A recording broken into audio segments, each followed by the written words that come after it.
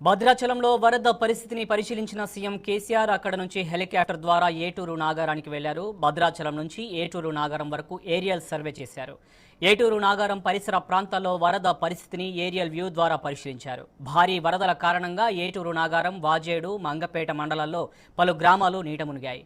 రామన్నగూడెం వద్ద గోదావరి ఉధృతంగా ప్రవహిస్తోంది. ఏటూరు నాగారం ప్రాంతంలో వరద ప్రభావంపై ఏరియల్ వ్యూ ద్వారా పరిస్థితిని అంచనా వేశారు.